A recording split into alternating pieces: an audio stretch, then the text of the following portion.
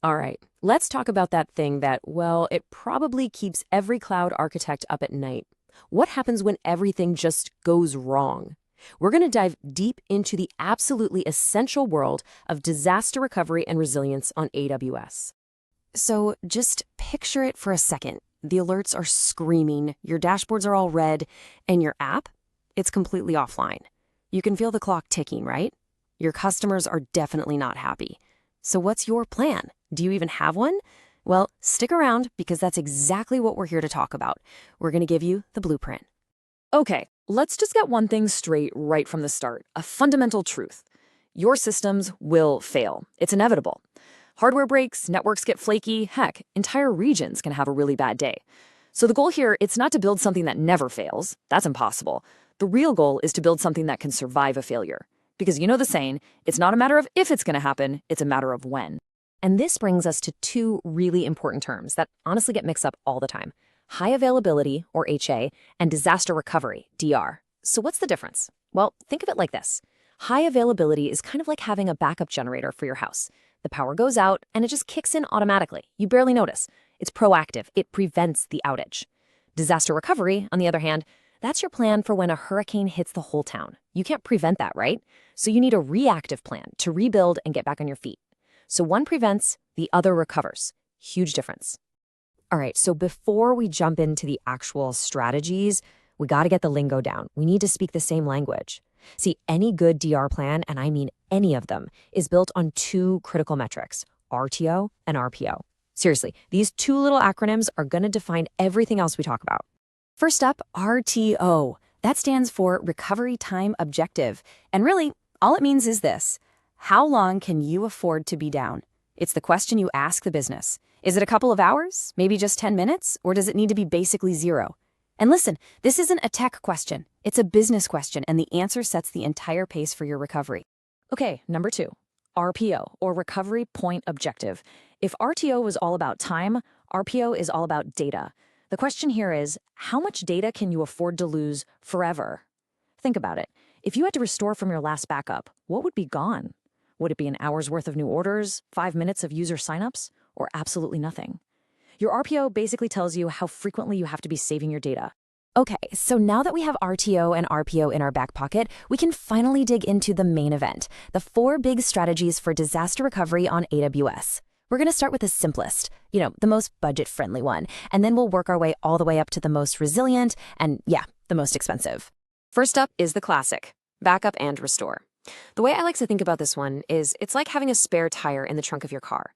You've got what you need to fix the problem for sure, but if you get a flat, you got to pull over, pop the trunk, get all the tools out, and do all the work yourself. It gets the job done, but it's going to take a while. So how does it actually work? Well, it's pretty simple, really. You just regularly back up your data, your server configs, all that good stuff, to a completely different AWS region. Then, if your main region goes down, poof, you go to that other region, you manually spin up all new infrastructure, and you restore everything from that last backup. The big takeaway here? It's by far the cheapest option. It's great for things like dev environments or maybe some internal tools. But, and this is a big but, your recovery time is going to be high. We're talking hours, maybe even days, not minutes. Okay, let's step it up a notch and get a little bit faster. Strategy number 2 is called Pilot Light. And if backup and restore was the spare tire in the trunk, think of this as the donut spare. You know the one? It's not full-sized, you can't drive on it forever, but man, it gets you back on the road way, way faster than changing a full tire on the side of the highway. So with this approach, your most important data is already being copied over to your recovery region pretty much in real time. And you've also got a tiny minimal version of your app already running there. That's the Pilot Light. It's just sitting there, waiting. When a disaster happens, all you have to do is turn up the flame. You scale up that minimal version to full production size and flip the switch to redirect traffic. Just doing that little bit of prep work ahead of time makes a huge difference. It cuts your recovery time from hours right down to minutes.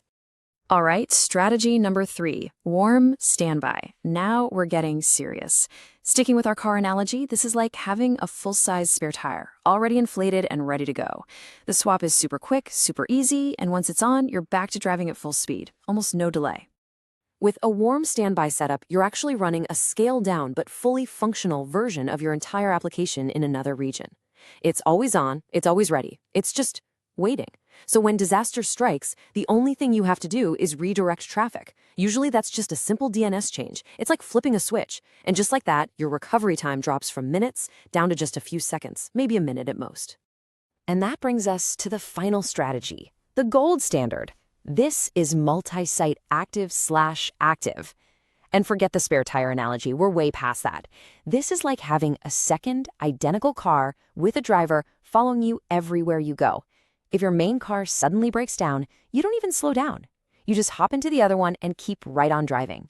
Zero interruption, it's incredible. So here's what's happening. You're running your entire application at full scale in 2 or more regions at the exact same time, and you're serving users from all of them. This is the setup for your absolutely mission-critical systems. Think global e-commerce, banking, stuff that just cannot go down. If one of those regions fails, traffic is just automatically and instantly routed to the healthy ones. Your users, they probably won't even notice anything happened. This gives you near zero RTO and near zero RPO. Now, what's the catch? Well, you guessed it. The cost and the complexity are by far the highest. And here it is. All 4 strategies laid out side by side. This table really says it all, doesn't it? It shows you that fundamental trade-off we've been talking about. As you go down a list from backup and restore to active-active, look what happens. The cost goes way up, but your recovery time and potential data loss just plummet towards zero. There's no single best answer for everyone. The only thing that matters is what's right for your specific app and your specific business. So the big question is, how do you choose? How do you find your spot on that chart? Well, it really boils down to asking yourself and your team 3 absolutely critical questions. Question number 1, and this is the most important one, so please listen up. What does the business actually need? This is not a decision for the tech team to make in a vacuum. You have to go talk to the business leaders to define your RTO and RPO. You need to ask them, how much money do we lose for every single minute we're down? That number, that answer, is what's going to point you toward the right strategy. Okay, question 2 is the reality check. What's your budget? Look, as we've just seen, getting to near zero downtime is totally possible, but it is not cheap. You have to do the math. You have to weigh the potential cost of an outage against the very real ongoing cost of the DR strategy you choose. You got to be realistic about what you can afford, not just to build it, but to operate it day in and day out. And finally, question 3, how much complexity can your team realistically manage? That active-active strategy sounds amazing, right? But it's a beast to build and operate correctly. And let me tell you, a DR plan that's so complicated that nobody can actually execute it when the pressure is on, well, that's probably worse than having no plan at all. So, you need to choose a strategy your team can nail, even on their worst day. So if you take away just one thing from all of this, let it be this. Resilience is not about preventing every single failure. That's a fool's errand. It's about accepting the fact that things will break. And it's about having a solid, well-practiced, well-tested plan so you can recover with confidence when they do. That, right there, is how you build a truly resilient system. Thanks so much for watching.